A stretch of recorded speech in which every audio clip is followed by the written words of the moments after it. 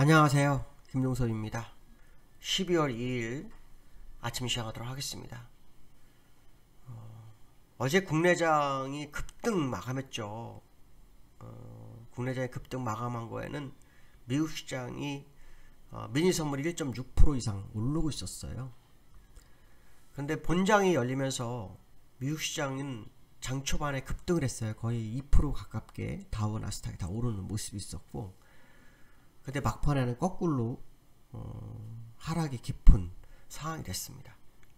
오늘 미국 시장은 결국 어제 상승폭과 미니 선물과 하락폭까지 거의 3%가 움직이는 하루였다라고 보시면 되는데요. 두 가지 이슈가 있습니다. 얼마 전에 말씀드렸었는데, 하나는 오미크론 새로운 변이 바이러스 이 하나하고요. 그다음 또 하나 인플레이션 우려, 두 가지가 있습니다. 이 오미크론이 그 남아프리카하고 에서 출현했을 때, 발발했을 때 백악관에서 바이든 대통령이 우린 봉쇄 없다, 백신을 접종하고 또 마스크 쓰면 봉쇄 없다라는 식으로 얘기했고, 여행 제한도 하지 않겠다라고 했어요. 근데 어저께 확진자가 1명이 나왔는데, 뭐 1명이 왜 호들갑이야 이렇게 생각했지만, 중요한 것은 뭐냐면 이 1명이 백신 접종자라는 겁니다. 백신 접종자가 남아프리카 공화국을 여행을 하고 지난달 22일에 들어왔는데, 미국 캘리포니아 샌프란시스코에 사는 사람이라고 합니다. 이 사람이 이제 했으니까 그러면은 거의 열흘 사이에 많은 사람 접촉했겠죠. 어제 우리나라 뉴스도 두 부부가 감염이 돼서 와서 한 80명 접촉했다고 하더라고요. 그래서 5명 감염자가 나왔는데, 문제는 뭐냐면 이 변이 바이러스의 전파 속도가, 전염 속도가 5배가 빠르다는 거죠. 델타보다. 그러니까 엄청 빠른 속도로 전이가 되고 있어서 미국도 지금 초비상이 걸린 상황이죠. 그래서 이제 항공주하고 여행주 급락이 나오는 모습이었는데요. 제가 아마 바이든 대통령이 그 발언을 했을 때, 바이든 대통령이 잘못하면 사면 초과에 놓일 수도 있겠다라는 얘기를 했잖아요. 물론 말 바꿀 수 있겠지만 초기 대응 실패는 상당히 위험하죠. 근데 어차피 22일날 갔다 왔으니까 일단 확진자는 있었지만, 그 이후에 봉쇄를 진행하겠다라는 의도를 시장이 충분히 신호를 보냈어야 되는데 그거를 못했던 거죠. 그게 이제 미국 시장에는 실망 매물이 많이 나왔겠죠. 그리고 또 손절 물량도 제법 나왔을 것 같습니다. 근데 사실은 그런 얘기 해드렸을 거예요. 미국 시장이 누군가는 털 기회가 없었다, 그 털 기회를 가져야 한다, 그런 말씀을 드렸는데, 아마 그런 상황이 연장선에 있는 거 아니냐 이런 생각 해봐야 될 것 같고요. 두 번째로는 인플레이션 우려 반영. 이게 뭐냐면 제롬 파월의 그 발언이에요. 그 청문회가 열렸는데 미국에서는 상원이 열리고 그다음에 하원이 열려요. 근데 상원에서 전인이 뭐라 그랬냐면, 자산 매입 프로그램을 몇 달 더 앞당겨 끝내는 게 적절하다라는 용어를 썼어요. 그러면 내년 6월 전에 끝난다고 했는데 몇 달 앞서면 내년 초에 끝난다는 거죠. 그러면 금리 인상이 내년 초에 바로 하겠다라는 거는 기본적인 상황인데, 제가 볼 때는 더 빨라질 수도 있다는 얘기를 했잖아요. 근데 이제 문제는 뭐냐면 오미크론이 발발하면서 금리 인상을 해야 되는데 머리가 아픈 거죠. 금리 인상 하자니 경기 침체할 거고, 안 하자니 인플레이션이 터질 것 같고요.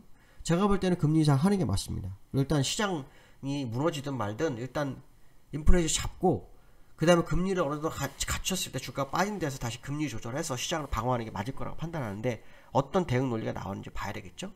그 다음에 오늘 하원 청문회에 있었는데 여기서도 이런 얘기를 합니다. 내년 하반기에 인플레이션이 사그라질지 확신할 수 없다.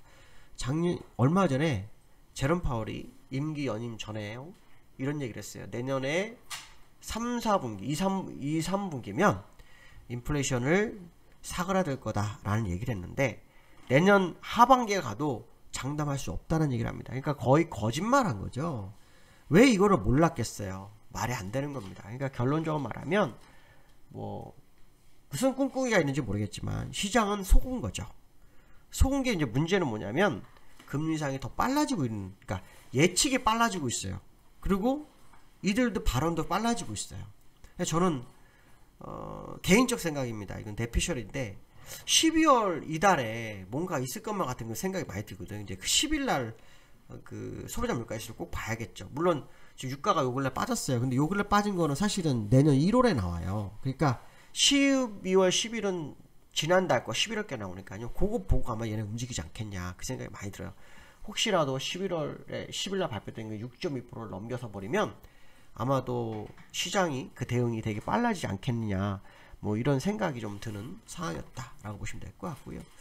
자, 기술적으로 보시면 다우가 1.3% 빠졌고요. 나스닥 1.8%가 빠졌네요.